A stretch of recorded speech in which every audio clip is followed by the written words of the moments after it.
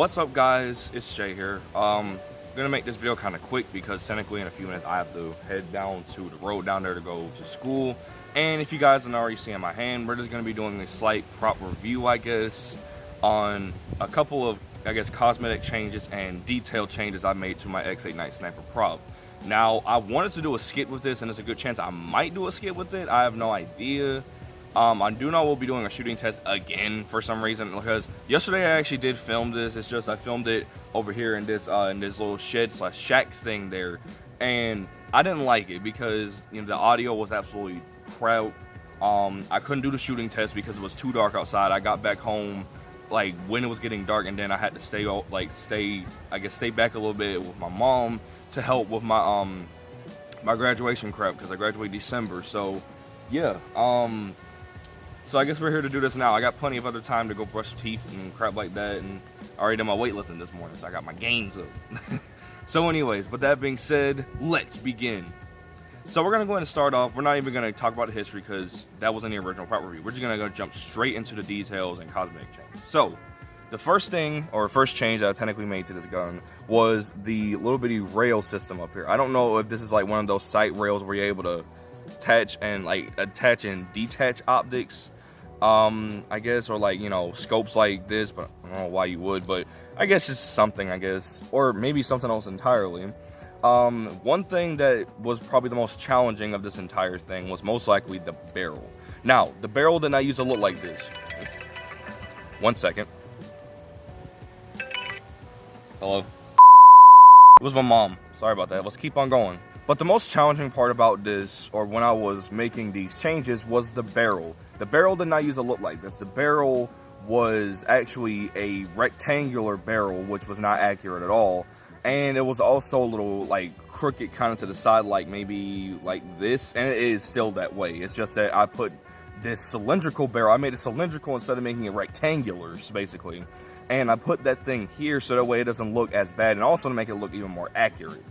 I also gave a couple of weathering to the gun, or I gave a little bit of a weathering job, because originally this did not have any weathering.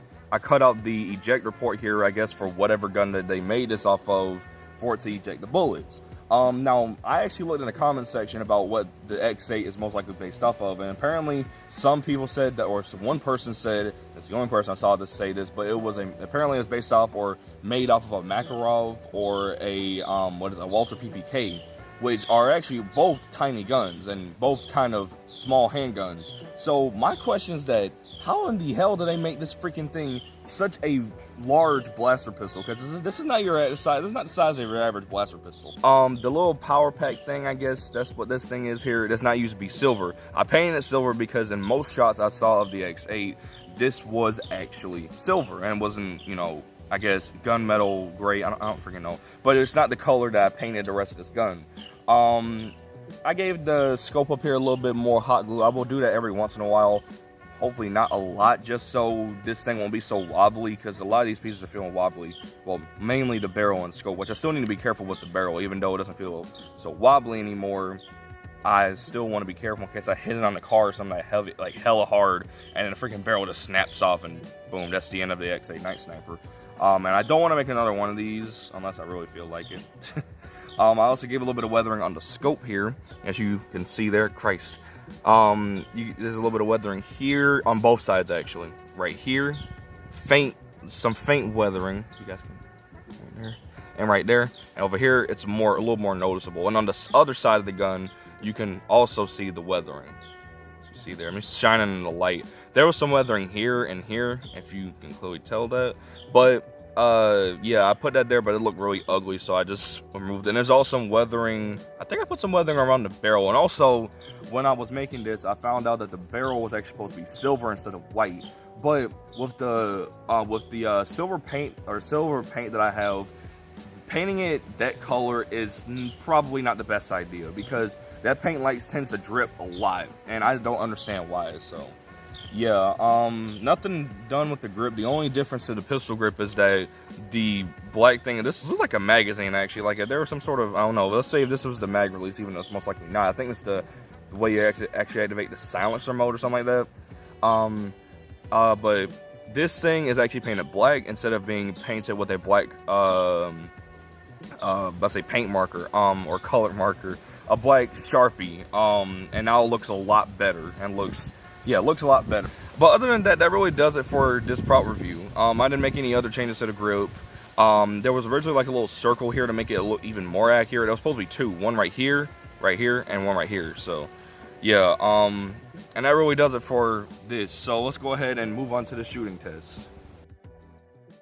Alright, so we're out here, and we're gonna aim in all sorts of directions. And also, I remember in the prop review I said yesterday, whenever I will use the X-8, I will always have this jacket on. I don't know why, but it seems a little fitting for me to have this jacket on. And then, I'm not trying to make a new character or anything. Maybe I might, but I mean, like, it's just with this jacket, it just feels so good to have like a sniper pistol at your side, because that's what it is, a sniper pistol. So, I actually went into Battlefront last night to check and see how good the range is on the X-8 Night Sniper, and apparently it really is a sniper pistol, because that thing can reach, and I mean reach. I mean obviously, but I didn't think it was that far, and I think the range is about 200 meters, which is a lot better in terms of range than your average blaster pistol. Well, other than that, let's go ahead and do the shooting test. I'm wasting time. Let's freaking go. Here we go.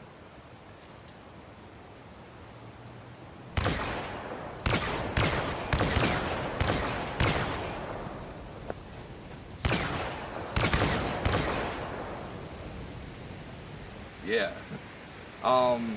So I don't know how they really rapid fire in the game, but I think it takes about 13 shots in order for the gun to overheat. Also, I hope you guys can still hear me, because the wind is blowing today and it's cold, because a couple days ago I wasn't really doing that. So let's do a rapid fire test.